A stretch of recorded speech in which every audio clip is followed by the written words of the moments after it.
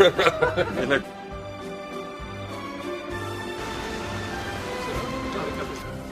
on est à moins de 2 heures de votre comparution. Vous êtes dans quel état d'esprit? Comment vous allez vous comporter?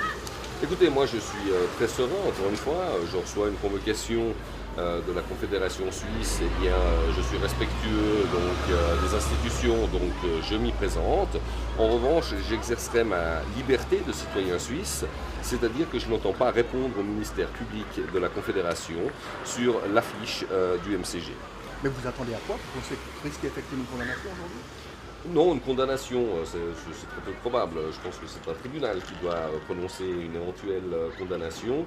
Non, écoutez, je ne suis pas un habitué des procédures fédérales, donc je vais découvrir ça eh bien, cet après-midi. Pourquoi est-ce que vous estimez nécessaire d'abroger ce fameux article pour lequel vous êtes aujourd'hui impliqué? Eh bien, écoutez, c'est pas concevable dans un État démocratique que l'on puisse, je dirais, poursuivre, voire condamner quelqu'un de manière unilatérale. Le droit à la défense existe. Les dispositions du Code pénal suisse prévoient que si, par exemple, je vous diffame ou je fais une atteinte à votre honneur, j'ai le droit de faire la preuve de la vérité. Et à ce moment-là, il n'y a aucune poursuite possible. Eh bien, dans l'article 296, ce n'est pas le cas. Si la personne estime qu'il y a eu une atteinte à son honneur, je ne peux pas faire la preuve de la vérité, et donc c'est une condamnation unilatérale. Ça, ce n'est pas démocratique, et du reste, la Cour européenne des droits de l'homme à Strasbourg a condamné la France dans une affaire similaire, et la France a dû abroger son article sur le volet pénal du code pénal français, qui était le même qui était en Suisse. Alors, nul ne douterait que si par impossible j'étais condamné dans cette affaire, eh bien le fait d'aller à Strasbourg, la Suisse se ferait condamner au même titre que la France l'a été, et la Suisse devrait abroger donc cet article 296.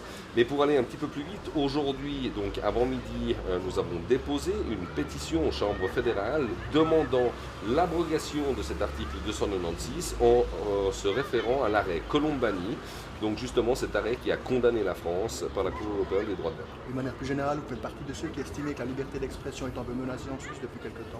Oui, alors écoutez, ça c'est une constatation, c'est un fait, et pour moi, dans ma vocation de politicien, pour moi la liberté d'expression fait partie d'un pilier indissociable d'une démocratie.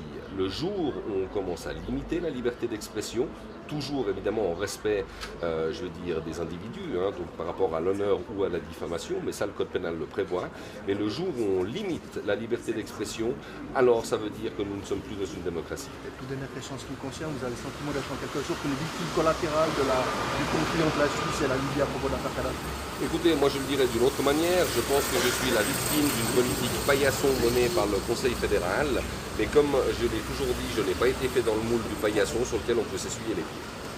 La Suisse a vendu un de ses élus aux Libyens. La conseillère fédérale a bien parlé d'otages, d'enlèvement, on est toujours d'accord. Et aujourd'hui, on assiste à quoi? À la mise sur pied d'un tribunal international arbitral pour voir si Genève s'est bien comportée. Je dis assez. La diplomatie est faite pour discuter avec des gens intelligents, rationnels et respectueux du droit. Aujourd'hui, nous ne sommes plus dans cette équation.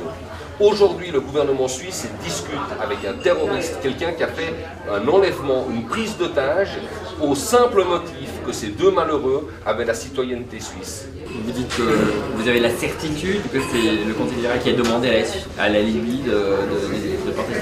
Oui. Vous déposez cette plainte et vous avez quoi comme preuve? Alors, je vais le dire comme ça, de sources bien informées, je sais qu'une sollicitation a été faite pour calmer les velléités de ce criminel.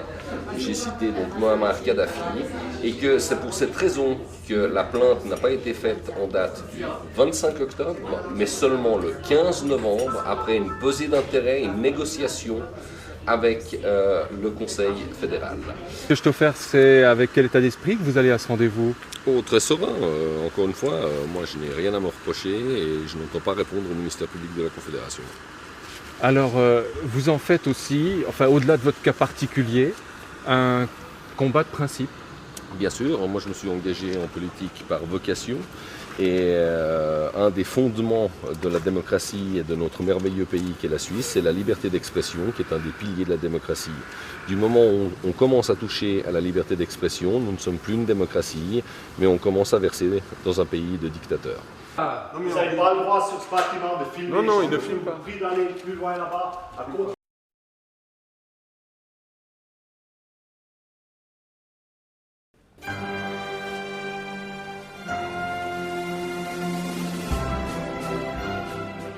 C'est une pétition pour les chambres fédérales qui demande qu'il y ait une véritable liberté d'expression dans ce pays et qu'on arrête de se prosterner devant des dictateurs et autres potentats locaux.